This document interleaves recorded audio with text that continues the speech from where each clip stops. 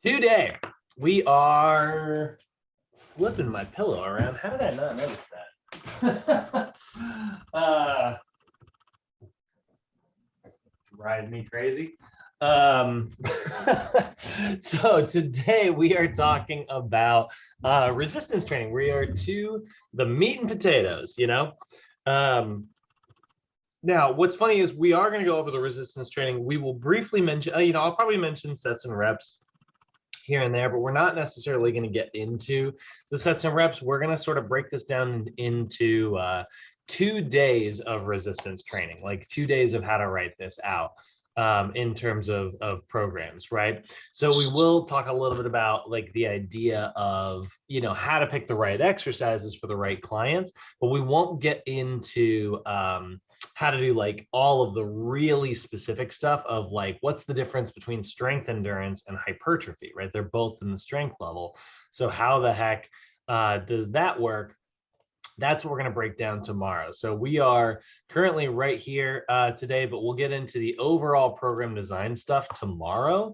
That's where it'll get a little bit more complicated. So I do want to kind of build an example program for you because we don't necessarily have like part of our Bob workout just yet. Bob's gonna come back tomorrow.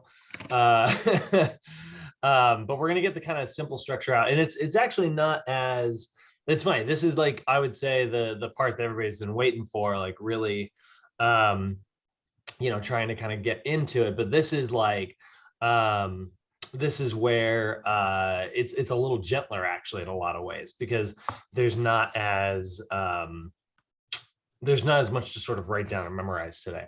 So we'll look at some example programs to make that a little bit more dynamic and stuff as we sort of work our way through it. But there's also going to be a lot of principles to talk about today. So it's kind of funny. It's almost like today's lesson is, it's more like soapboxes, where it's like, this is the best way to program design. It feels like it's a lot of that today. So we're going to talk a lot about the principles of why we've been so specific until now. And then eventually we'll get to the bottom and we'll talk about the difference between stabilization, strength, and power. So resistance training and all of its guidelines is what we're talking about today. We will talk about all the positive benefits that's going to have, like for instance, slowing degenerative muscle changes. If you are trying to keep your body nice and strong, strength training is really good for that. And it'll also just improve overall muscle function. So objectives today is to understand the rationale of resistance training. What is the resistance section? That's, like I said, it's the meat and potatoes. How to progress our clients from stabilization into strength and into power, what those adaptations are, and what's the difference, what's the defining characteristic of those exercises, what makes something a stabilization version versus what makes it a strength version versus what makes it a power version, So lots of benefits here. Obviously, we know that like after we turn 60, our muscle strength starts to rapidly decline. A lot of that's due to nervous system changes, but also just physiologically, the muscles sort of decrease in size. We experience a lot of what we call atrophy. And sometimes we'll experience in extreme cases of not using our muscular system, we'll experience what's called sarcopenia. And sarcopenia is actually there's a difference between our atrophy and sarcopenia, right? And so here is sort of what we see. Think of atrophy as, or think of hypertrophy as making a muscle cell larger, right? Think of atrophy as making a muscle cell smaller. But sarcopenia is a loss in the number of muscle cells. So even with like atrophy, you might have smaller muscle cells and you will look visibly smaller, yes.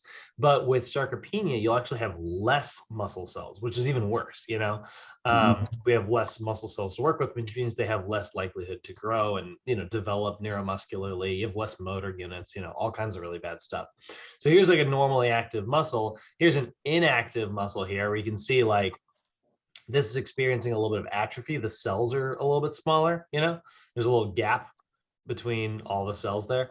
And then over here, there's just less, there's just not as many cells, It's not quite as extreme as I would probably draw it, but that's sort of the difference between sarcopenia and atrophy. So both are bad, you know, but sarcopenia is the one that we're really trying to avoid. What's great though is that we know that resistance training is an excellent way to, you know, sort of maintain that muscle mass. You know, it has really positive benefits for us. It can delay that degeneration by, you know, saying like, oh, hey, like we need this muscle mass. You know, a lot of times the reason your body gets rid of all this stuff is because like it feels that it doesn't need it, you know? And so when you use it, oh, excuse me. Thank you. When we use it consistently, our body, you know, keeps that muscle mass around. It really is, and I know it's kind of funny to use this phrase, but it really is a very real life good example of if you don't use it, you lose it, you know? Yeah. And so I always think of the 40-year-old virgin whenever I hear that line. They're like, is that a real question? He's like, no. But yes, that's a big part of this. So we definitely want to delay any of that degeneration as best we can by engaging in strength training. And then other physiologic benefits of strength training that we've already been talking about, it's going to increase our insulin sensitivity. You know, the more musculature that you are using, the more you are like pulling sugar out of your blood to use it for energy. So then your body goes, oh, I need that sugar. And so it becomes more sensitive to insulin. The more you are using your bones and increasing your bone density, the more likely you are burning lots of calories to reduce body fat. And the more you are increasing metabolism. Now, I want to be the metabolism one, not to just to be very specific here and not give the wrong idea. It does increase your metabolism, but it doesn't necessarily just make everything run faster in your body. Like when people think of increased metabolism, they think that like all their cells are just kind of running at a higher speed and burning more calories passively. That's not what increased metabolism is.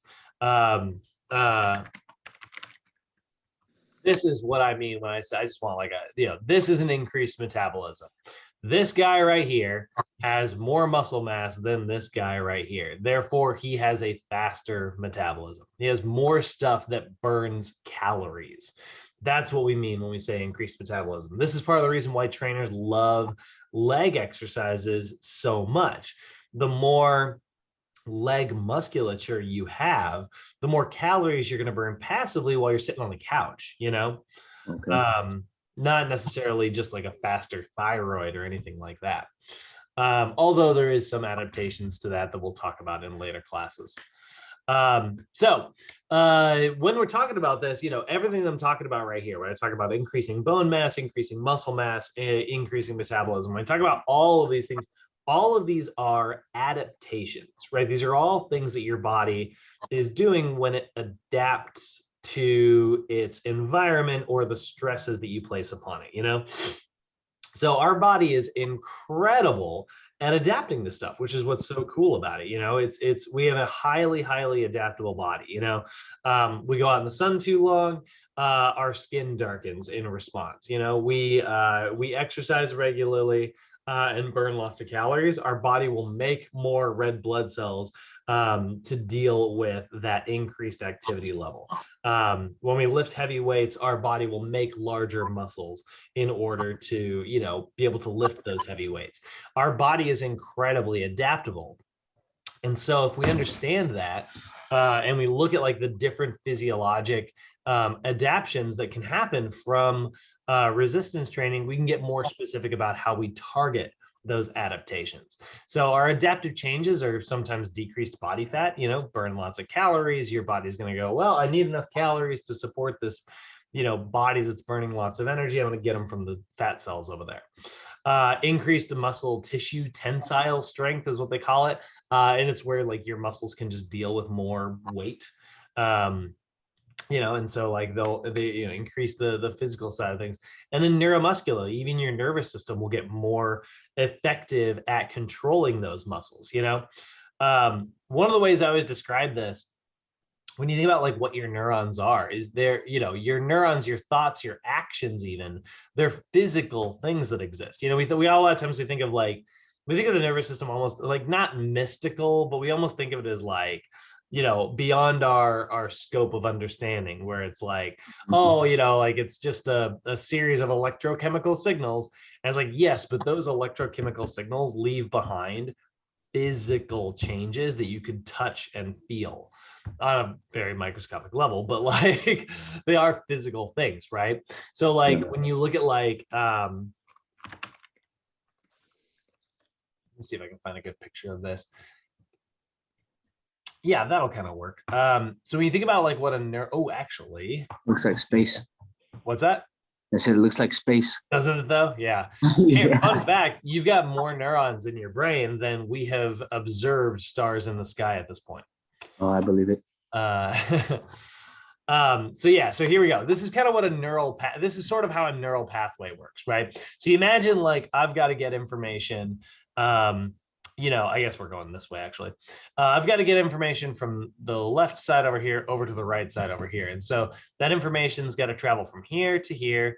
Maybe it decides to take up over here, this way, boop, and then that way, right? So that's sort of the path we decided to take. Down low and then over to the left. But then eventually it was like it started trying out new different things, right? Maybe it tried out like, or maybe it even created, you know, new neural pathways where it's like, you know what, why don't we travel from here to here and cut out the middleman? We can travel a lot faster, right? So like, and it created a new pathway. And it gets better and better and better at using those pathways, because what does freaking electricity do when it runs through something? It burns it, right? Like it literally, you know, is so it creates like a little bit of damage, you know. When you look at like lightning, speaking of my hometown,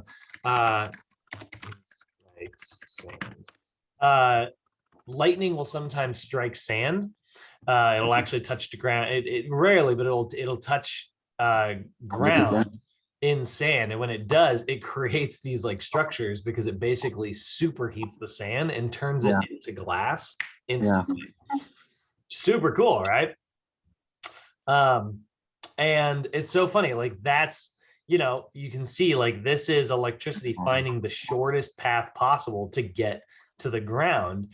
The same thing is true of your neurons. They find the shortest path possible to send that electrochemical signal to whatever muscle it's going to use. And eventually it can make new neural pathways and you can develop better neuromuscular control. And that's one of the reasons why our nervous system is so cool. You think about like people who've had strokes and they'll like lose a part of their brain and then they'll grow it back. They'll grow different parts of their brain to take over afterwards, you know? It's kind of like those people that they have like a traumatic head injury and then all of a sudden they're like mathematicians. Yeah, absolutely. You know, right? Like artists or something. Yeah. Totally. Yeah. So those are some of the adaptations, right? There's a lot of adaptations that kind of come along through engaging in resistance training, and all of these things are definitely really valuable to our senior clients, but they're really just valuable to anybody, you know? So we're going to talk a lot about principles. If we understand what I just said, if we understand that all that, if we accept that all of that is sort of true, well, then it becomes really important to make sure that we are training the body to focus on those adaptations as specifically as possible. Because if we're not being specific about how we choose those adaptations, because our body is so adaptable, it will adapt in other ways, which is probably not what we're aiming for. You know, that's probably not great. You know what I mean? Yeah. So this is where we use the principle of specificity. Okay. Principle of specificity is sometimes called the SAID principle, but it stands for specific adaptations to impose demands. And what it says, that's what SAID stands for. And what it says is that the body will adapt specifically to whatever demands are placed upon it. So you want to get better at marathoning, sprinting is not necessarily going to help you. You want to get better at lifting heavy weights, lifting light weights is not necessarily going to help you. We want to adapt specifically to what it is we're getting good at. Don't get me wrong, there's probably a little bit of carryover there, you know, like you can learn good form from sprinting. You can learn how to like lean a little bit better because you're really driving hard off the ground. Higher repetitions can, you know, reinforce like lifting habits, if you're trying to like track bar path and things like that. But for the most part, like we know that like the body will adapt to whatever it is you're placing upon it. So you need to make sure that you are placing the right type of stress on the body. You know, if I've got a client who says like they are trying to increase their 1 rep max, and I've got them doing things that aren't related to that, but maybe they're hard workouts, you know, there's some value in that hard workout stuff, but it's just not very specific, right? This is why I'm not a huge fan of CrossFit personally. I think CrossFit gets a bad name. A lot of trainers love to trash on CrossFit.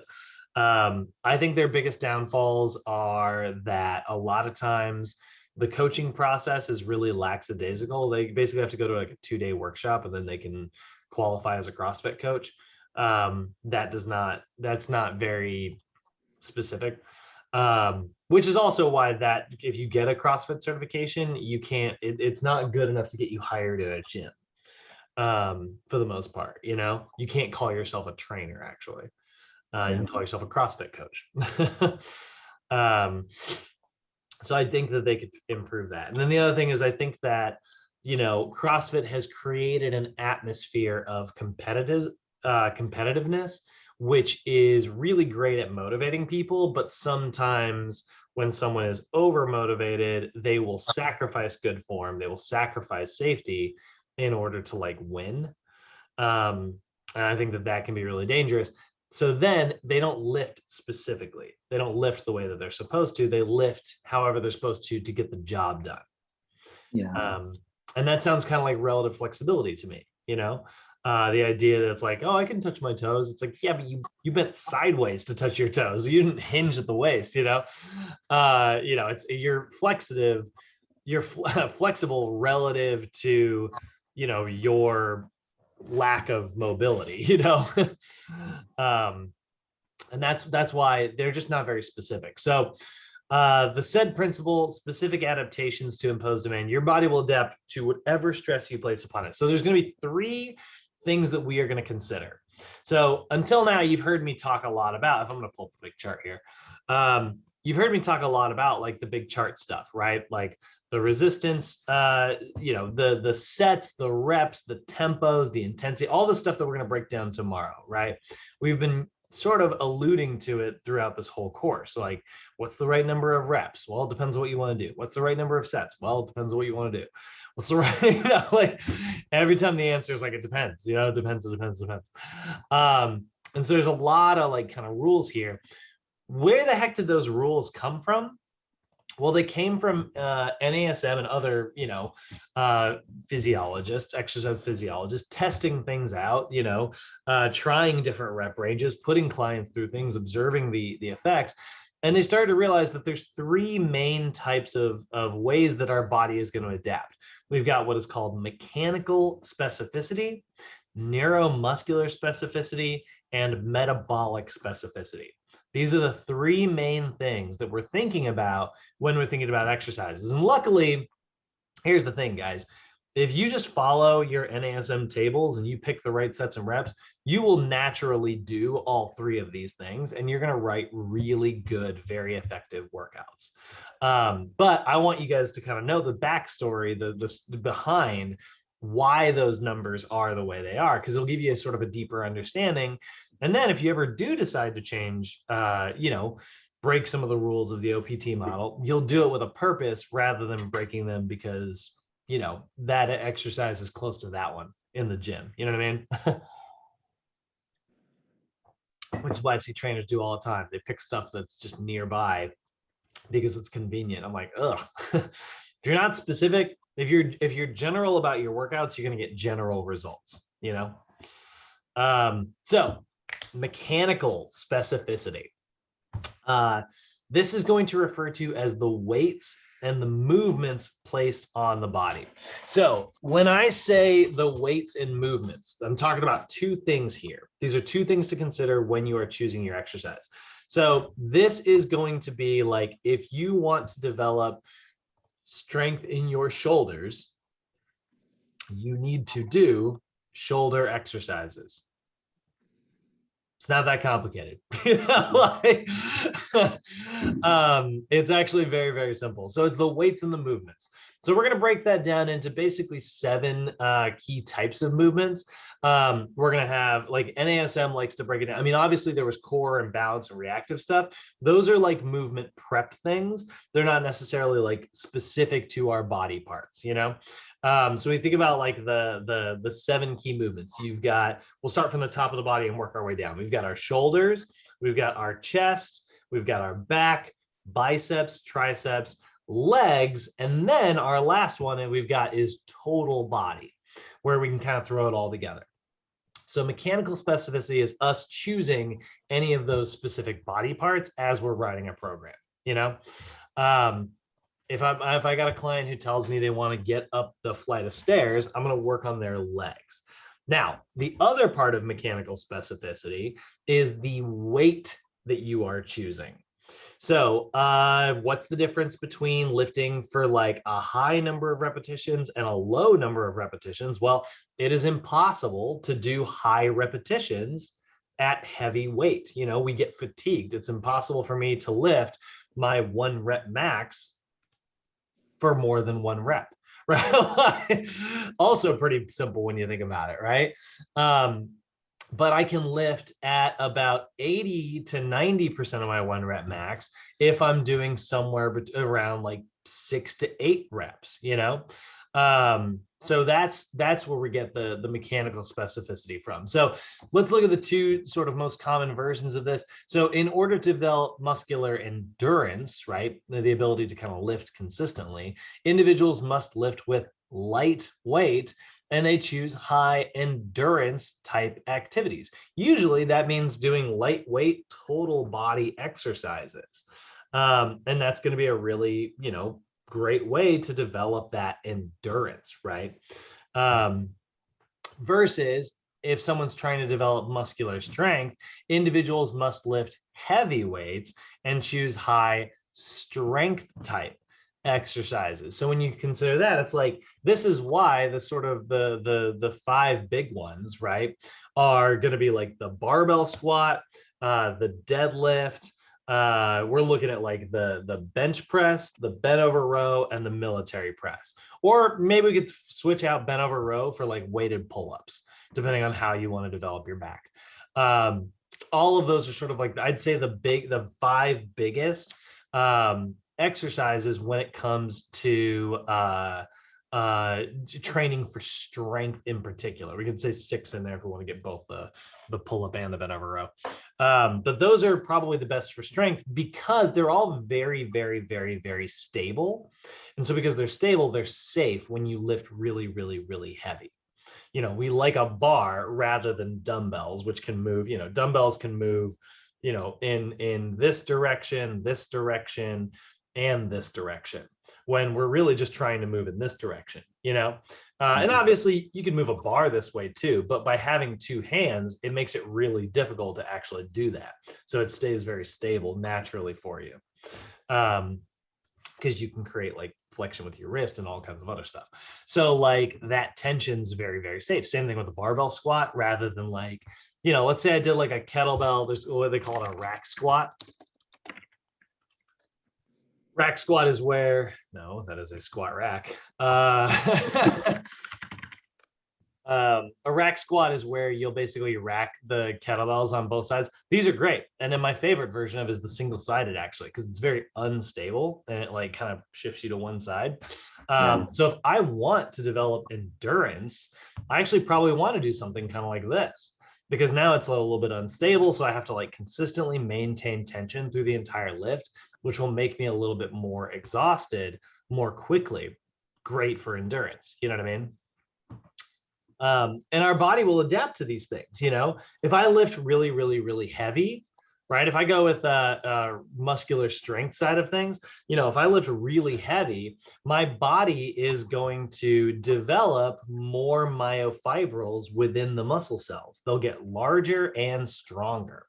And if I go with this type of lifting where I develop more endurance, my body will create more energy factories for those myofibrils. Won't necessarily create any more of them. So my muscles might not necessarily get that much larger, but they will develop more endurance. So that's the mechanical specificity side of things. Now you're starting to see why our reps move the way they do, the sets move the way they do, right? This is where all of these sort of rules kind of came from. The next one we've got is neuromuscular specificity. So neuromuscular specificity, it refers to the speed of the contractions and the exercise selection. Now, exercise selection sounds really similar to like the movements placed on the body. But think of the movements as like chest, back, shoulders, biceps, triceps, legs, total body, right? That's the movements. The exercise selection is what we've been talking about for the last couple of days. It's the difference between stabilization, strength, and power. You know, like for instance, if I look at a, let's say I'm gonna pick a movement that looks exactly the same all 3 times. If we look at a stability ball chest press, pull up a picture of this, right? That'll work. Actually, I don't like that one because his head's not supported. I hate it when people don't do that. We'll go with that one. And then we'll go with a bench press.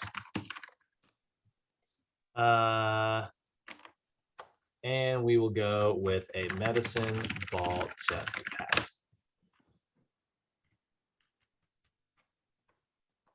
Cool. So we look at this. All of these are horizontal adduction movements. All 3 of them are the exact same like joint action for the most part, right? They're all horizontal adduction of my shoulder. My humerus here is coming this way. Similar, if I was doing a fly, that's even further, right? But it's the exact same movement as this, just without the bent elbows. So I get a little tricep work with this. So in this version, she's on a stability ball, so it's very unstable, which neuromuscularly is going to challenge her a lot more than this version here, where he's on a very, very, very stable bench. And then neuromuscularly, it's also going to, work very differently than if this person's being as explosive as possible. I will say she's got her elbows down, tucked like this in the demo. I would definitely tell her to be here because, again, we're going for the humerus this way, not this way. But regardless, this is an example of a stabilization chest exercise, a strength chest exercise, and a power chest exercise, right? All of them are good. I like every one of those exercises, but neuromuscularly, I'm going to choose which of them to use based on whatever my client is trying to adapt to. So this is the speed of contraction and the exercise selection. In terms of exercise selection, we are choosing it based on how stable the exercise is. The more stable it is, the safer it is to lift heavy, right? Now, the speed of contraction is also very different in all 3 versions here. Did I close them? Of course I did. Dummy. So the speed of contraction is very different. In the stability ball chest press, I probably want to move very slowly because I'm really unstable here. And I'm like doing all this like wiggling stuff, right? My arms like trying to track and I got to like, keep it. And then I'm going to push up and then I'm going to keep working on that stability. You know what I mean?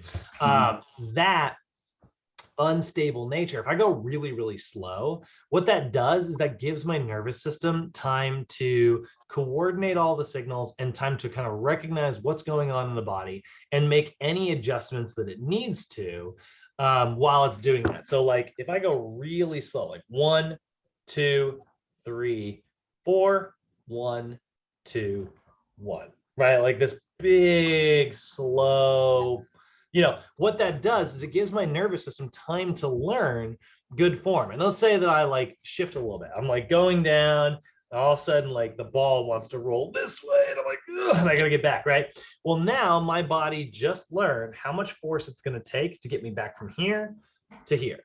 Or if I went over too far this way, it learned how much it's gonna take to get me back to here. If I tilt this way, my body's gonna learn how to get me back to here. That's what the benefit of unstable exercises is. It enhances our proprioception by exposing our nervous system to experiences, just like, the way kids learn stuff. My parents, my dad, I have the bad habit. I used to do this when I was a kid. Whenever I was plugging something in, I'd put my thumb over the metal prong and thread it into the wall, which is absolutely how you get electrocuted. And my mom was like, hey, don't do that. And my dad was like, he'll be fine. Like, let him get shocked, he'll never do that again. He was right. My grandma's vacuum electrocuted the crap out of me thanks to that. I cried and cried and cried. It was bad, but I never did it again. And so like I was exposed to something, and so I learned from it. Your nervous system does the same thing. When it's exposed to, a tilt or a shift or a rolling action, right? When it's exposed to all of those like alterations in our form, if we're going nice and slow, our brain has time to kind of process the information. And so it's going to log it away. And that's how you get better at doing the movements. Versus if I go the exact opposite of that, if I go really explosively, well, now I'm training my body to do a totally different thing. That's also very valuable, but valuable in a different way. If I go super explosively, my body's learning how to recruit my muscle fibers as fast as possible, right? And develop that muscular power. And then we can, remember yesterday I talked about like stretch shortening cycles, right? A stretch shortening cycle is, it's like that's a great picture right there. It's like a spring, right? When you think about like, if I pull on this string, right, or this spring here, right, what's going to happen if I pull this way is that it's going to compress down like that. If I stretch the spring out, it's going to want to contract, and it will actually contract so hard that it bounces back the other way in response afterwards, right? That's what we're going for with a stretch shortening cycle. So when you think about like what the world's greatest like way to develop like power in the legs is, you can actually see using that stretch shortening cycle right here. He's going to start on top of the box, and then he jumps down and lands into a low squat, which is now stretching his glutes. It is stretching his quadriceps, and it's stretching his calves because he's got dorsiflexion, knee flexion, and hip flexion.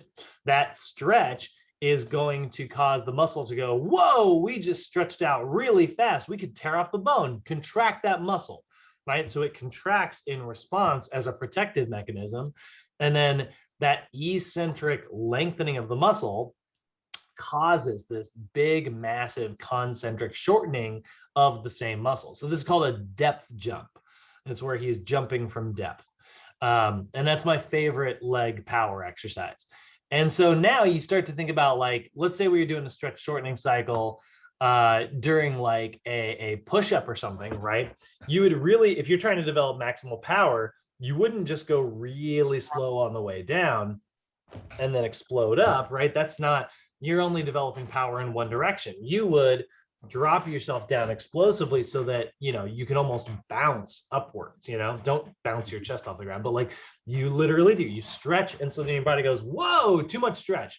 And so it pulls really hard in the opposite direction. And that's how we develop maximal power. So if we're trying, when we consider like neuromuscularly, like the speed of contraction is really important. And the same thing is true of, the sort of middle ground, right? If I'm trying to develop like strength, I don't really care about how fast I can get the weight up. I just want to get the weight up. You know what I mean? So that's why strength is at the medium tempo. We've got slow for stabilization, we've got medium for strength, and we've got fast for power. And then when we consider the exercise selection, we've got unstable for stabilization, we've got stable for strength, and we've got also stable and explosive for power. So In order to develop stability, individuals will want to choose slow repetition tempos and exercises that are performed in unstable environments. And then in order to develop power, individuals will want to choose explosive repetition tempos and exercises that are performed in a stable environment. 2 legs planted on the ground firmly and safely, you know? You guys feeling good about that so far? Mm-hmm. Cool. All right, last one we've got. Last one we've got is metabolic specificity. Sorry, I got attacked by my sweatshirt. You know, you just get like that one hair that like I'll get stuck. So metabolic specificity. This is the energy demand. So what's really cool, and you know, Thomas, you've got the advantage here because you've been through some of our metabolism classes. Metabolism is still kind of a newer concept for your mod because we're not really going to get into it too much until we'll get into it a little bit next mod, but after that we'll get really specific into it. But just to give you a really brief rundown of the energy systems, if we look at them, they sort of work like this. Energy systems. And get the picture I want. I do like this picture as well, so I will pull that one, but that's not quite what I'm looking for.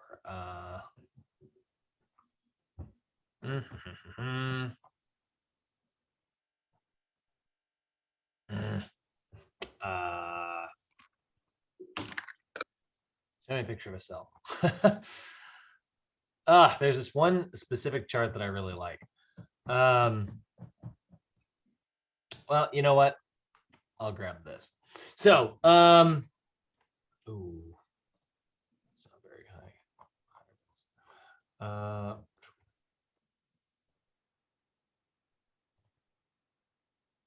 That's better. Okay, so take a look right here. You can see we've got primarily 3 ways that we make energy inside of a cell, right? And one of them is not even necessarily making new ATP. So when I say energy within a cell, I'm talking about adenosine triphosphate, or ATP. ATP is how our body does literally everything it does. It is, when we talk about the energy within our body, what we are talking about is ATP. And so, you know, in the same way that your car runs on gasoline, we run on ATP. That's why we need to eat carbohydrates, so that we can turn those carbohydrates into ATP. So there are 3 places that this is going to primarily happen. There's 3 ways that this is going to happen. There is the phosphagen system, which its capacity to generate ATP is really low.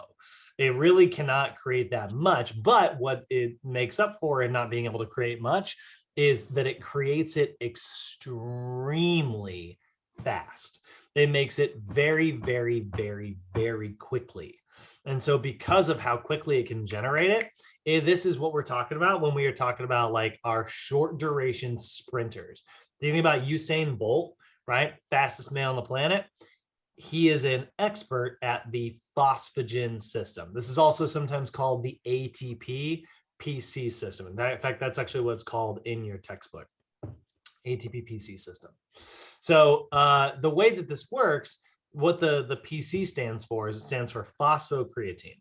It's the adenosine triphosphate phosphocreatine section. So, you know, weightlifters who take creatine supplements, right? What they're doing is they're boosting their creatine levels inside their body. Creatine has this enzyme in it called creatine kinase. And that enzyme is actually what we use in the ATP Pc system. So basically what happens, if you look at a molecule of ATP, it looks like this. I'm actually gonna, it looks really complicated like this, but I'm gonna pick this version here, which is the one I like better. Actually, I like them to be on the right. That's so specific, but I do. So here's the A in ATP, right? That's adenosine. And then see these little 3 balls right here? Those are our phosphates, right? So what we do when the way we get our energy, all the energy is trapped right here in this bond. All the energy is trapped in this little line right here. So what we do is we kick that third ball off of there. That releases the energy and our cells capture it. That's how we do work. So we want to generate as much of this stuff as possible if we want energy. So the ATP Pc system, oh, Thomas, you got a question? Oh, nope. So when we say the ATP Pc system, it uses creatine in order to do this. Creatine has extra phosphates on it. So what happens is if we kick that third phosphate off of there, creatine basically reattaches it. And so when it reattaches it, we can break it off again. So we're able to be like, we got a little molecule, releases tons of energy super fast, but it can only do it for about 10 seconds. It does not last very long. This is like a freaking firework, I'm not going to run my car on fireworks, at least not all the time. I mean, I would if I want to get from here to here, but that's the phosphagen system. So take a look here. This is duration. This chart represents duration. Now you'll notice the duration, this is about 10, 20, 30, 40, 50, 60 seconds. This green line is how much of the energy is coming from your phosphagen system. So in the first 1 second, all of your energy is coming from the phosphagen system. All of it's coming from creatine, ATP Pc, right? And then as time goes on, it gets super depleted really quickly. 60 seconds, you're not using any. Honestly, it lasts a maximum of about 20 seconds. And that's like, if you're good at it. Somebody like me, who's not very much of like a max strength athlete, probably lasts about 10 seconds. And then I'm out, This is why bodybuilders take creatine, because you're just trying to basically extend this duration out a little bit longer, and it can help you lift very heavy. And creatine works, for the record, like it's one of the supplements that I actually would put my name behind. I would say, yeah, creatine is actually effective. So that's the super explosive energy system. So we look at this little chart here, right? The amount of power that the ATP Pc system can generate is super high, but its capacity to do it is very low. It only lasts about 10 seconds, right? Then we got the middle one, where we've got glycolysis, right? Now, glycolysis is where you're actually going to create energy outside of the mitochondria within the fluid of the cell.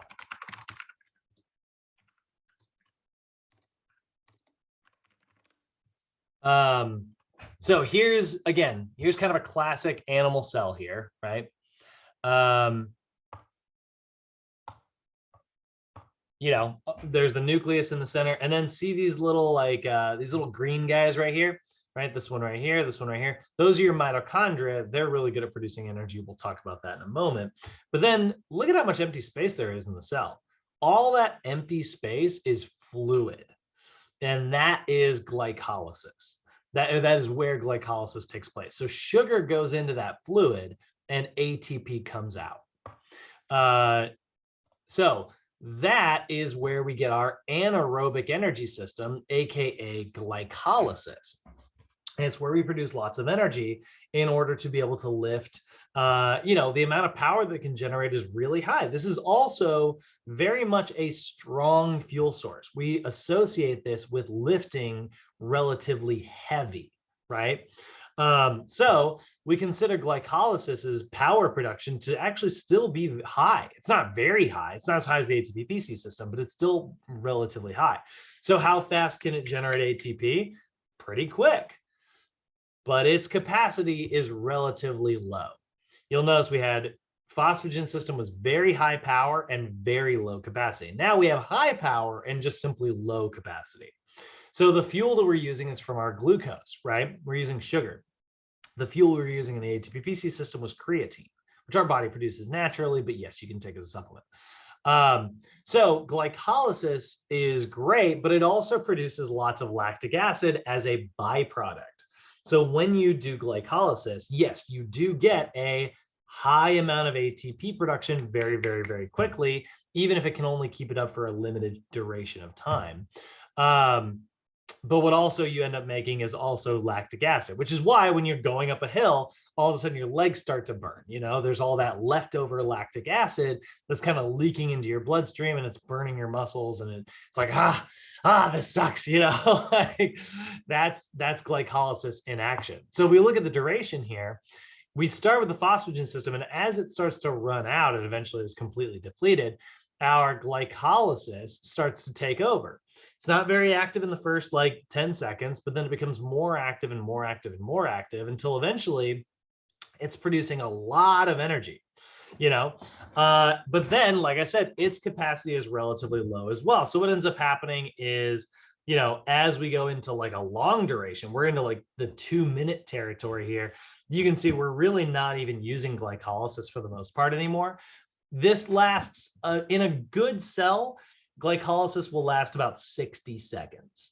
So that's better than 10 seconds, which we got out of the phosphagen system, right? But it's still only 60 seconds and I've got a marathon to run, right? So we need a different energy system. So that is where our aerobic energy system comes in. Now, the aerobic energy system takes a really long time to get going. It can't even kick in until about 2 minutes in. And that's because it actually relies on glycolysis to happen first. It needs glycolysis to produce that lactic acid byproduct so that it can turn that lactic acid into energy. And that's why this system is, in terms of like power output, is actually really low, you know? But its capacity to produce ATP, it's not just very high, it is unlimited essentially. Its capacity to continue producing ATP can happen for literally hours. So we went from lasting 10 seconds to lasting 60 seconds to lasting hours, you know, like, and that's the aerobic energy system. Now, this doesn't take place in the fluid of the cell anymore. This takes place in the little mitochondria. So when you look at like a, that's a weird picture of a cell. Let's go with this one. So when we look at like a picture of a cell, this takes place in these little, you know, they're red in this one, they were green in the last one, but this little pill bug right here kind of looks like it looks like a potato bug. That's where we produce our aerobic energy. So glycolysis is all in this fluid here, and then all the lactic acid gets sucked into the mitochondria, and a whole bunch of oxygen goes in there as well, and then a bunch of energy comes out. So there is your very, very, very brief summary of our 3 energy systems. Now you're probably already picturing where I'm going with this, because we've also got 3 levels of the OPT model. So the metabolic specificity is the energy demand placed on the body. And so that is going to be determined by 2 things: the amount of repetitions that you are doing and the amount of rest that you are giving your client. If you are trying to develop aerobic, so if you're trying to go for that long duration stuff, you need to have a high amount of repetitions and you need to have a limited amount of rest. If you are trying to go for glycolysis, then you need to have medium and medium. And if you're trying to go for the phosphagen Atp Pc system, you need to have low reps and high rest. So reps and rest periods kind of work in this sort of inverse relationship, right? Actually, you know, I'll do a copy this. Let's go to paint here. So when you think about like the aerobic energy system, right, this is going to mean that we want high repetitions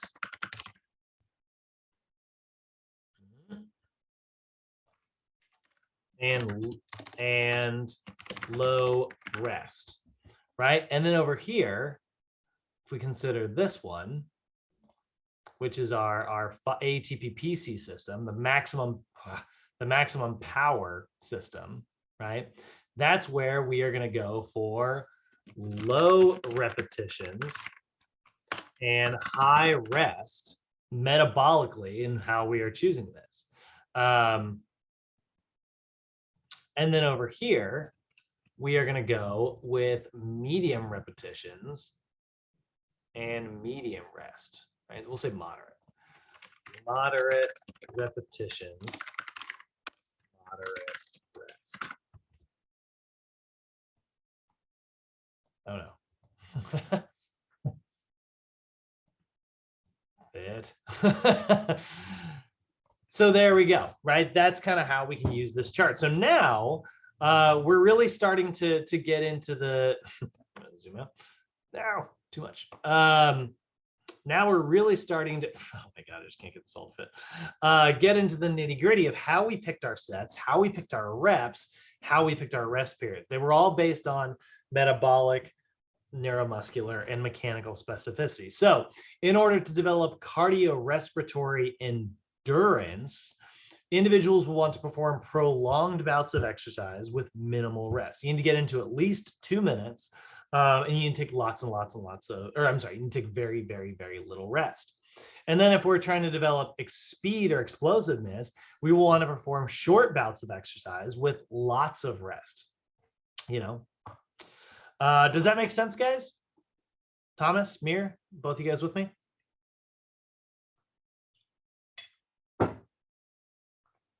Alrighty, see thumbs up.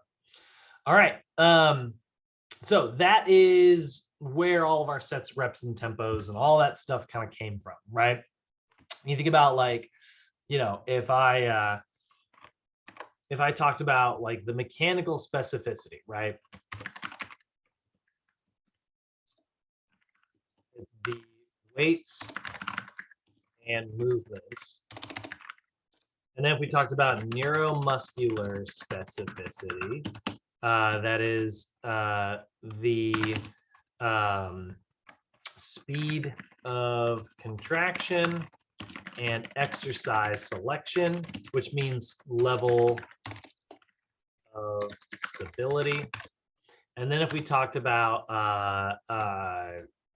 metabolic specificity, energy demand. Okay, so let's make these much, much larger.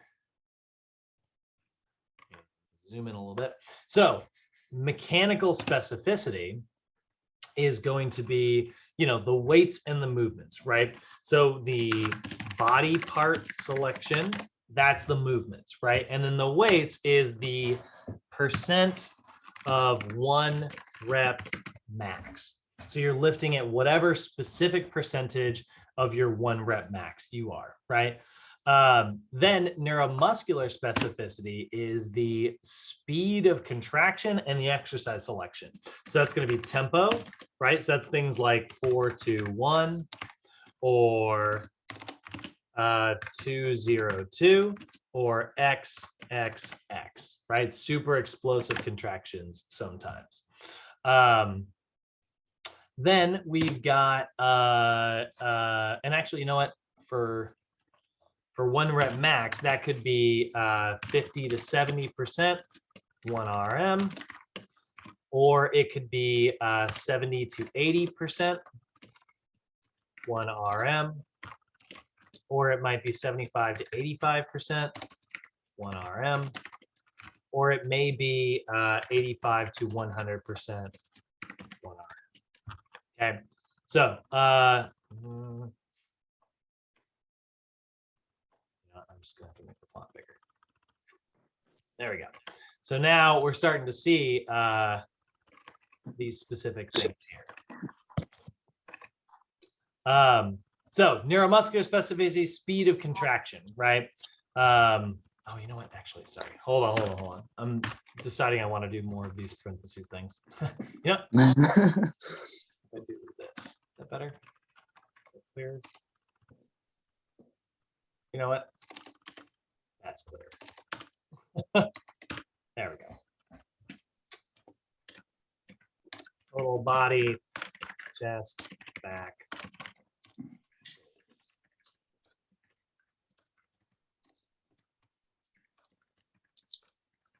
There we go. So those are the 2 things that make up, you know, mechanical specificity. And then here are the things that make up our neuromuscular specificity, it's going to be things like tempo. So the big ones are going to be 4-2-1, 2-0-2, or XXX, which means just as explosive as possible. For the record, there are other tempos out there. You know, those are just the 3 that NASM uses. There's 3-1-1, there's 1-1-1. You know, there's a lot of different tempos that you can choose.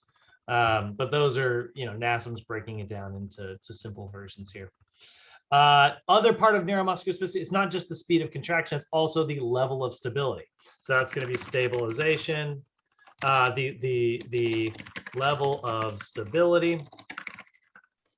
So that's stabilization exercises, strength exercises, or power exercises, right?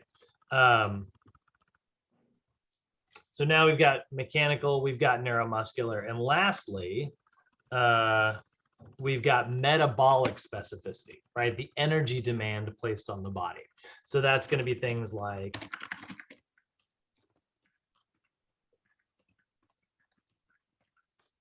sets, reps, rest.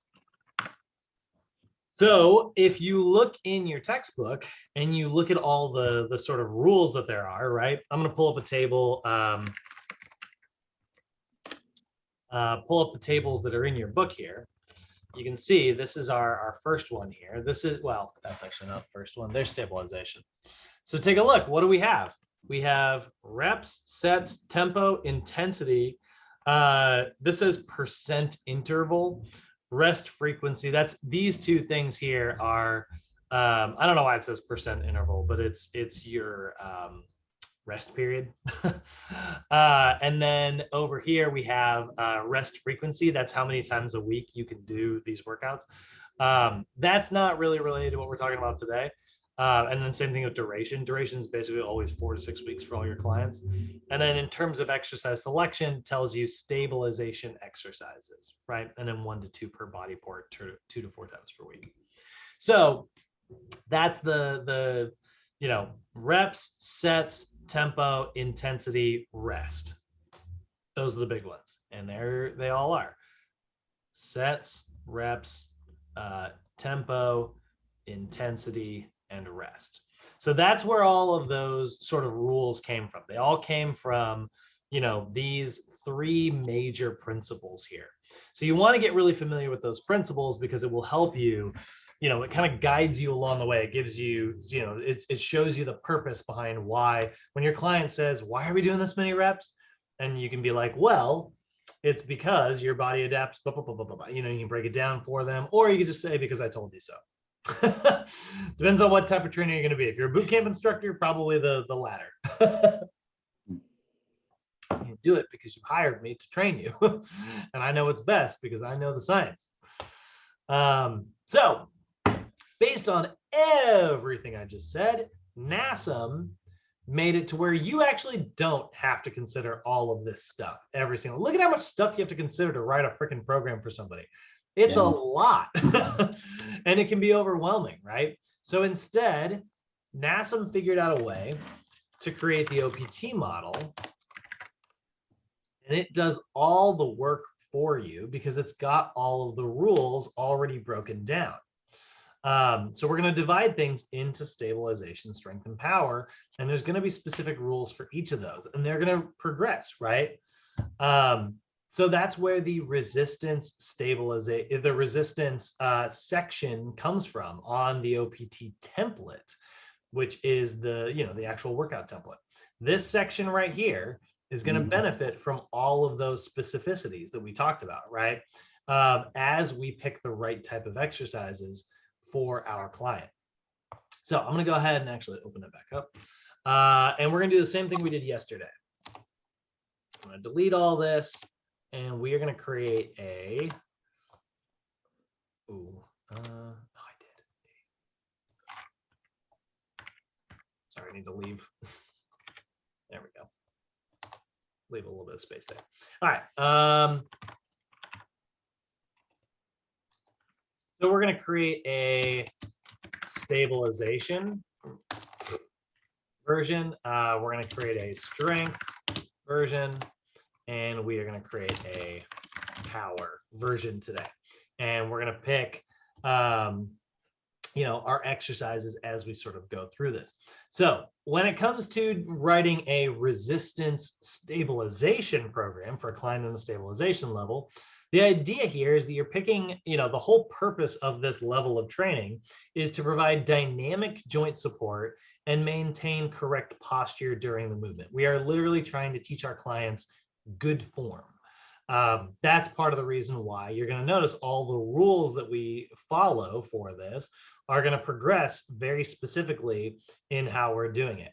So we definitely know that like good form and dynamic joint support and things like that are going to be great for senior clients in particular, but they're really good for all of us as a foundation. I've said this before, but I'll say it again. If I started training like LeBron James, I would start him in the stabilization level. He's a world-class athlete. He's in better shape than I am, but I would absolutely start him at the bottom of the staircase. So that I can make sure that he doesn't have any postural imbalances that I don't know about, that he moves the way he's supposed to move. I would do a lot of unstable exercises that focus on creating stability. Does that mean his workouts are going to be easy? No way. In fact, I think stabilization is one of the hardest levels in the entire OPT model. So we're picking controlled but unstable exercises in order to increase the amount of the body has to focus on developing stability. So we're picking exercise choices for the total body, chest, back, shoulders, biceps, triceps, legs, whatever, that are very much based around the idea of like an instability, right? So the single leg cable row is a really good example of an upper back exercise that's very unstable. When you're on one leg, it feels like you're going to lose your balance. So that's a really good version there. So what I did, if you look at the exercise, so if we look at this the way we looked at it yesterday, right? For clients who are in level 1, that's the stabilization level. That means that they're going to be in phase 1, which is just, we call phase 1 stabilization endurance. No, there's not really a difference between the two. But in terms of exercise selection, you're going to pick, and we're just going to say body part here. Again, total body, chest, back, shoulders, biceps, triceps, legs. Dash stabilization exercises. So we go to our exercise checklist from yesterday, and it's going to be all of this stuff.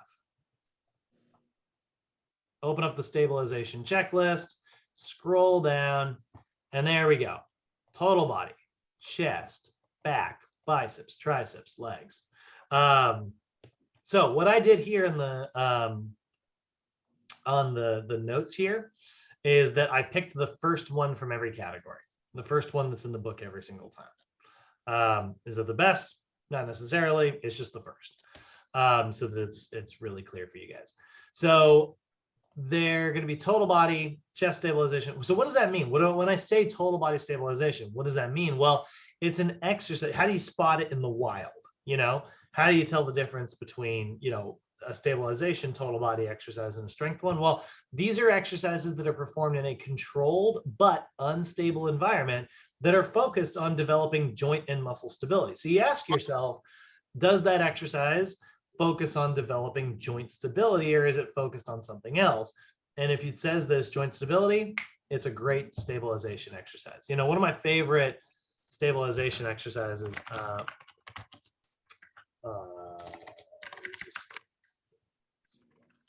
one of my favorite exercises for getting better at push-ups is a banded push-up, where you actually stretch a resistance band from one side to the other, and you do your push-ups on that. Look at how friggin' unstable it is. Look at all the wiggling that he's doing, right? That's a fantastic chest exercise. And you can make it harder by elevating his feet, like we talked about, Mir.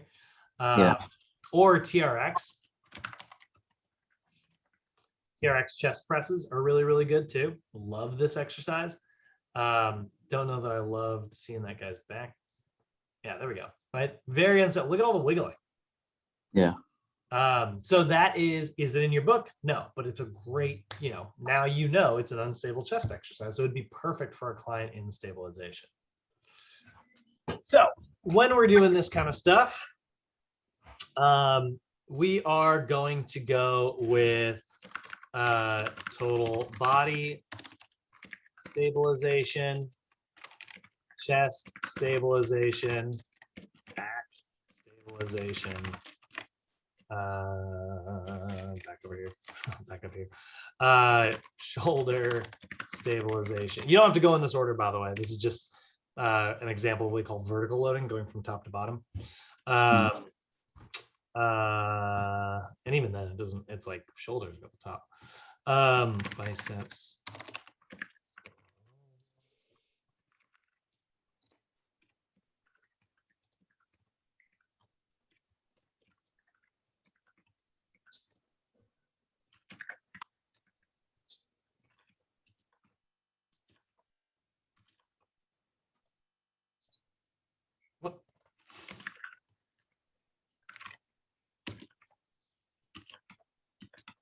And there we go. That's how we're going to choose it. Now, in terms of sets, you are going to go from 1 to 3 sets for everything. Reps, we're going to go with 12 to 20. These are things that actually aren't in today's notes, but we're going to go over them tomorrow. Tempo is usually slow. That means 4, 2, 1. And then rest is 0 to 90 seconds of rest. So a good example would be the ball squat curl to press, or the ball dumbbell chest press, standing cable row, single leg dumbbell scaption for the shoulders, single leg dumbbell curl, supine ball tricep extension, so skull crushers on the ball, and then like a ball squat. Size 10.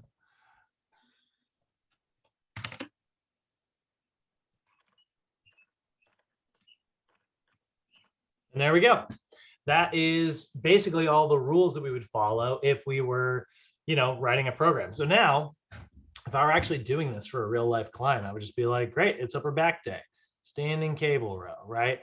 And I would say, between 1 and 3 reps. So I would go with, let's say 3 sets of, let's say 15. Tempo is 4, 2, 1. If I'm being really specific, that's what slow is. And then we'd say 60 seconds of rest. And I plugged it all in, and that would be a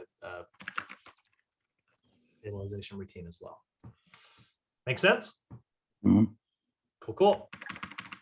All that. So, all right, let's do the strength stuff, right? So strength stuff. And now again, and by the way, like drawing a parallel to what we talked about earlier, right? So neuromuscular specificity wise, I picked unstable versions of it. Every one of these is very unstable, like a ball squat curl to press, a ball squat. Both of those are very unstable because you're rolling against the ball there. Supine ball tricep extensions, I'm wiggling. Single leg dumbbell curls, single leg scaption. Honestly, all you have to do to make something unstable is just stand up on one leg, right? So just take your client and pick a strength movement that they're used to, lift one leg up the ground, instant stabilization exercise. It's the most basic way of doing it, but there's other, and there's other stuff out there, but it's great. So neuromuscularly, all of these are very unstable. Metabolically, all of them are very high repetitions. And then also neuromuscularly, the tempo is slow. So neuromuscularly, unstable and slow. Metabolically, high repetitions, which is going to correspond with low number of sets because those work, opposite of each other. And then rest period does say 0 to 90 seconds here. The reason it says that is because obviously like 90 seconds is not short rest. And you consider like the metabolic specificity. Well, it can be, like that could be short rest for the beginning client. And then they get better and better and better at it. And you drop the rest, So I could keep my sets and reps the same week per week per week, but I just lower the rest slowly as I'm working with my client. And that increases their endurance and makes their workouts harder that way. So there's different ways to progress your clients. Not always about lifting heavier weight. In fact, if you've got a client in stabilization, one of the things that we're going to talk about tomorrow, how do you make the exercises harder? Let's say, I've got a client who is doing the supine dumbbell tricep extension, right? They're on the ball, they're doing the skull crushers, right? And week 1, they do like 12 reps and they're like, man, 3 sets of 12 reps. They're like, man, that was hard. Week 2, they feel really good about it. They do 3 sets of, maybe they do 15 for their first set and then 12 for their second and then 12 for their third. Week 3, they did like 15 for all 3 sets. And then week 4, they're like, you know what? I did like 20 and then I did, they're really getting really good at it now. It's like 20 and then, maybe 17 on the second round and then like, 15 on the third. Week 5, they're doing 3 sets of 20. And they're like, I was like, hey, do you feel like you can do any more of that? And they're like, yeah, I think I could. I can make it harder on them by increasing the neural demand. I don't just have to make the exercise heavier. Remember, my goal in stabilization I don't care about their 1 rep max. That's not the goal here. Their goal is to increase their ability to stabilize. So I'll be like, all right, you're doing great on that ball dumbbell tricep extension. Here's how we're going to make it more unstable. And then I take their foot and I have them raise, they're on the ball, but then I have them lift 1 leg up off the ground. And now they've only got 1 point of contact. Suddenly the exercise is way more unstable. And now they're back down to 12 reps. You know what I mean? That was sort of a perfect example, but like that's how we can make stuff harder by increasing stability. It's not always about lifting the weight. Now, what about when it is though? Well, that's where the strength level comes in. So that's resistance stabilization. Resistance strength. This is built on our foundation of stability, right? Once my client knows how to do all that wacky, unstable stuff, well, now they're going to be able to lift heavy, And so this is built on the foundation. This is why the staircase goes up, right? We start here and then we build upon this nice solid foundation of correct movement patterns, joint stability, things like that. And you can see strength is vast, right? There's a lot of different types of strength out there. And that's where, it isn't perfect. If we just consider the levels, it's like, hey, you got your aerobic energy system here, you got glycolysis here, and you got the Atp Pc system here. But it's not quite perfect when it comes to the energy stuff because there's just a lot of different ways that we can gain strength. There's a difference between powerlifters and bodybuilders. And then there's also the difference between like athletes who are very strong, but like, I would say like, like a bodybuilder's, looks sometimes more athletic than professional athletes do. I mean, look at soccer players, right? You look at them with their shirts on and you're like, oh, that's not that muscular or impressive. That guy's a world-class athlete. And then you watch them be explosive on the field and you're like, oh yeah, no, they're very strong. It's a big difference there, and even in like football, right? Like football and basketball both have the same assessment that is done just slightly differently. They both have in their combine. I mean, I don't think they call it the NBA combine. I can't remember what they call that whole thing, but they'll test like, athletes trying to get into the NBA and they'll test them on how their upper body strength. You're like, they don't really need that much upper body strength, but they need some. In the NFL, it's the 225 bench press. You have to be able to do 225 reps for X number, you just try to go as many reps as you can and it gets marked on your combine sheet. In the NBA, it's the same assessment, but it's the 185 bench press. So they only need like a 45 and a 25 on both sides. That 185 bench press is their version of, their chest strength. So different athletes, different, levels of strength, but regardless of like what their sport is, everybody's going to be strong in different ways. And so that's why strength gets split into 3 distinct phases. There's really some kind of differences here. A basketball player is going to need more endurance than an NFL player, because a basketball player plays more minutes with less rest between those minutes. So when it comes to strength and when it comes to building on that foundation, we are going to now move in very stable environments where we can focus on enhancing our prime mover strength. A lot of times we think about like stabilization, it's all the little micro muscles that are surrounding our joints that we're working. In strength, those micro muscles they've got their foundation, they're good, they're going to be fine. Now we're really putting emphasis on our big prime movers, glutes, instead of, like all of the little stabilizer muscles, quads, hamstrings, like the big lifters, right?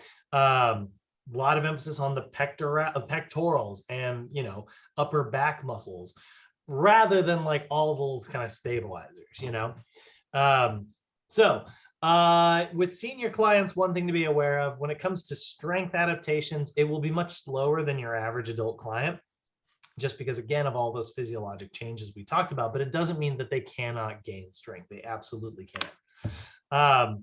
So in the strength level, whether that's phase 2, which we call strength endurance, phase 3, which we call hypertrophy, or phase 4, which is max strength, they are going to choose, no matter what, body part strength exercises. So total body strength, chest strength, back strength, shoulder strength, bicep strength, tricep strength, leg strength.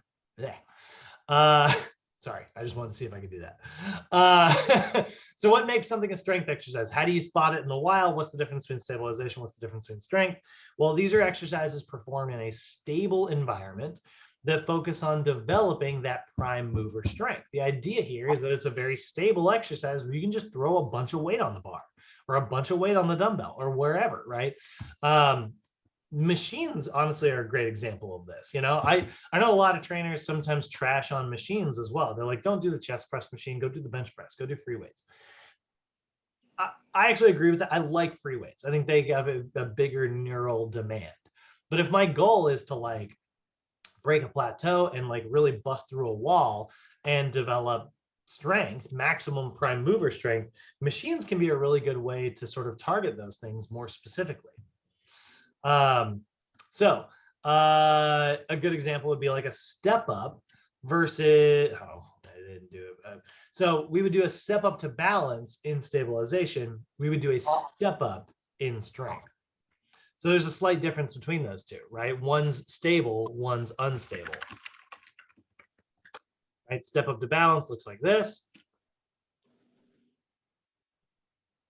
Actually, there we go, like this. You got one leg forward, and then a classic just step up is just this. Oh, I swear to, should better do it the way I want it to. There we go, right? 2 legs instead of 1. So that's the different, you know, again, it's like these distinctions are kind of small, and to the novice, they don't sound like there's a distinction between a step up to balance versus a step up, but it's like the difference between an elephant and an elephant seal. You know, those are 2 totally different animals, right? Elephant, you know, elephant seal. I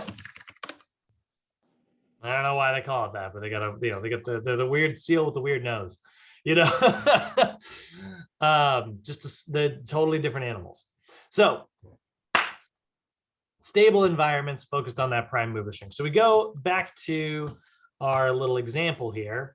We're going to go with all of these, but instead of stabilization, we're going to swap that word for strength.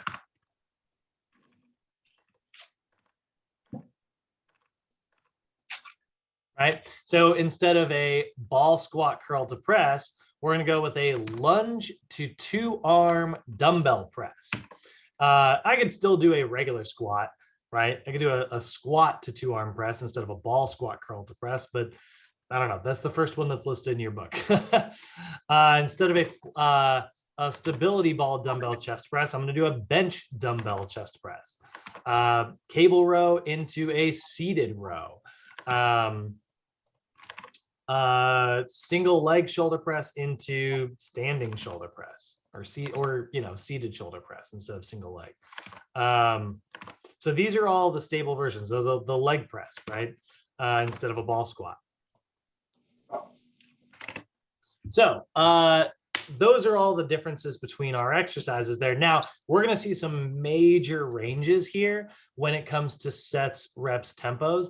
Again, remember there are 4 phases in between these, right? I'm sorry, not 4 phases, 3 phases. There's 3 phases. There's phase 2, 3, and 4 in here.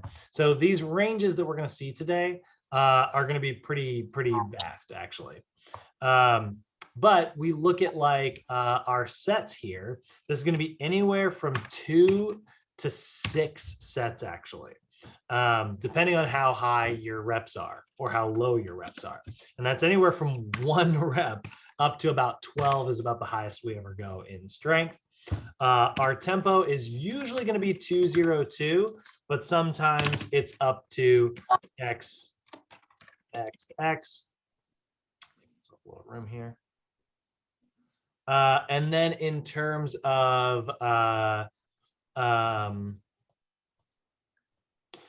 rest, that's going to be anywhere from 0 seconds if you were going for endurance up to 5 minutes of rest, which is also pretty freaking vast if you think about it.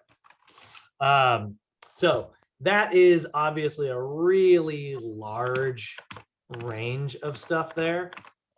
But tomorrow we'll start breaking them down individually. You know, like for instance, you're never going to give your client to progress from 2 sets up to 6 in one routine, or you're never going to move from 1 rep up to 12. If I was going for endurance, I'd do a minimum of 8 reps up to about 12. If I were going for hypertrophy, I'd drop it a little bit lower and go from about 6 reps to 12. And if I'm going for max strength, that's about 1 to 5 reps. So those are some of the rules that we'll see tomorrow. Lastly, we've got the power phase. So clients who are in the power level. So the power level is all about, like, if we learn how to produce force here, right? Prime mover strength, that's all about force production. Now we are looking at rate of force production. We're trying to produce that force as explosively and as quickly as possible. The greatest amount of force in the shortest amount of time. Obviously, you want to always make sure that this level of training is appropriate for your client. You need to make sure that they have built a strong foundation of strength and a very strong foundation of stability before you ever try to do power stuff, because you don't want your client to tear anything. I mean, last night I was trying to show you guys a stretch shortening cycle, and I like opened up my chest really quick, and I was like kind of sore, and I was like, oh my God, I almost tore both my pecs. Like, it felt like I overstretched them really quickly, you know? And I was like, ooh. And that showed me the 2 things. Number 1, I was sore than I thought. And number 2, I'm a little dehydrated. So I was like, uh-oh. So, you know, and I work out all the time. So imagine how, you know, this can be dangerous for your client if you do it too explosively. So you're going to progress things by either increasing or decreasing the force and velocity. So there's sort of 2 aspects to the power stuff. There's the force side of it and the velocity side of it. You still want a little bit of force. So you can make things harder in the power level by making it a little bit heavier, or you can make it a little bit lighter and have them be more explosive.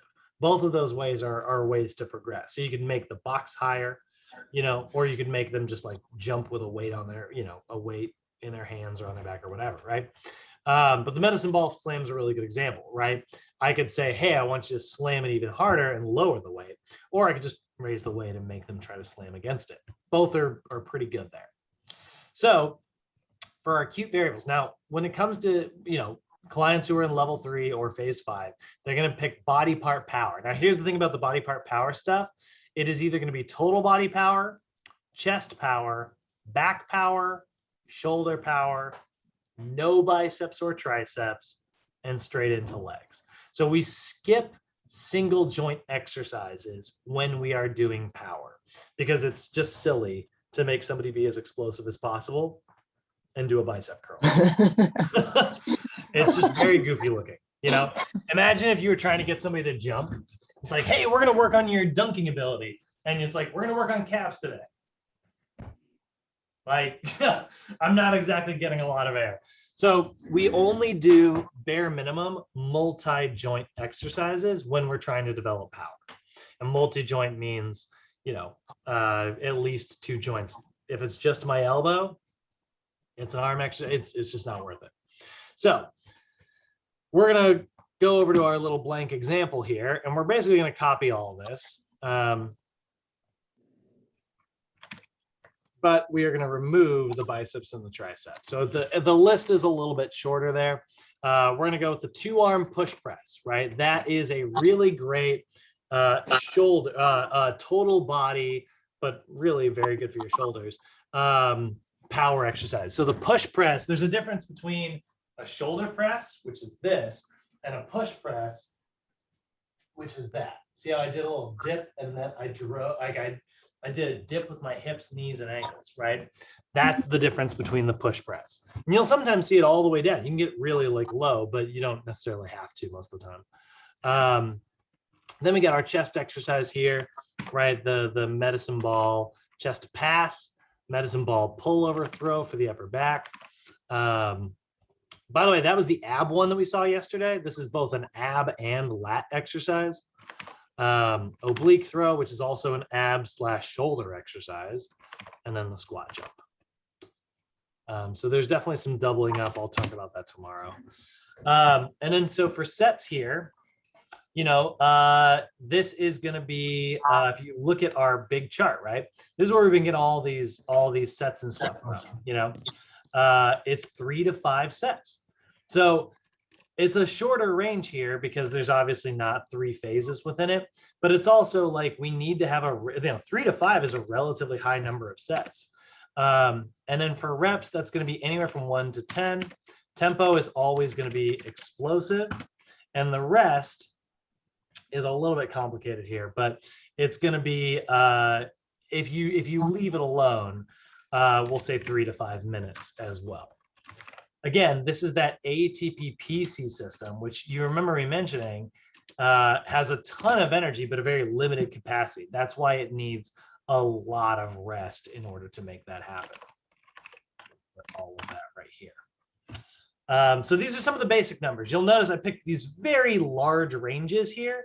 Tomorrow, we will narrow those ranges down and get very specific about each one. So you don't even necessarily have to pay too much attention to these numbers today, but we'll get super specific about them tomorrow. And then it'll become. Then this is going to be the list, and the exercise is not going to change, right? We're just going to edit that.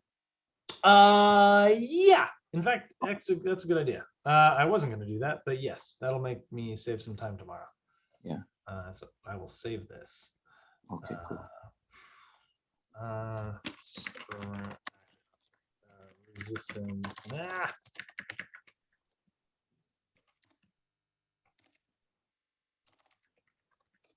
Okay. So, all right. So that's all the notes, but let's go ahead and wrap up the PowerPoint here. So here's those acute variables, right? So I will say there's a little bit of, yeah, there's actually that's pretty close to what we had, except the power when it goes 3 to 6 and stuff. Yeah. And then 1 to 10, and it says intensity is 30 to 45. So this is where I said like power is the one that's the most complicated. On the whole OPT model, power is the most complicated because it's got this extra rule on it. You'll notice that it says 30 to 45 intensity, whereas I said 85 to 100. So there's a slight discrepancy there. Oh, I didn't actually put intensities today. Never mind. We'll talk about that. We'll talk about how it's different. I guess actually this ended up being all the same except for that one little number there. All right. Don't worry about intensities. We'll get to intensity tomorrow. Intensity has a lot of variation between the phases, especially in power. So resistance safety guidelines, you know, whenever you're doing resistance training, you know, with any client, but especially with seniors, make sure they're wearing the appropriate attire. You know, they're going to heat up when they start doing this stuff. So make sure they dress in layers so they can strip down if they start to get too hot. But they can also layer back up. Make sure it's not baggy clothing. Make sure they have proper freaking shoes on. So many senior clients love to wear those like tennis shoes that you see like at Rite Aid, where they're just like, you know, hanging on a rack, and it's like they're not, yeah, they're like $10. It's like, hate those tennis shoes. They slide around in them. They're just not good support. It's terrible. So don't let them wear that. Make sure they wear actual athletic shoes. Do not start at ranges of motion or angles that are not safe for your client. You've done your assessment by this point, so you'll know like how their body is moving and stuff. Encourage that they breathe deliberately so they don't increase their blood pressure. And then start with short initial sets of an exercise with little to no weight so they can learn how to do the movements and then progress them from there. That'll work really well in stabilization, considering that they're going to end up doing close to 20 repetitions. One of my favorite ways to teach somebody how to do a proper shoulder press is to do what's called a wall angel. And it's where you just keep contact with your elbows and wrist on the wall. It's literally just a body weight exercise where they just go straight up overhead like that, and they learn how to do the movements properly first.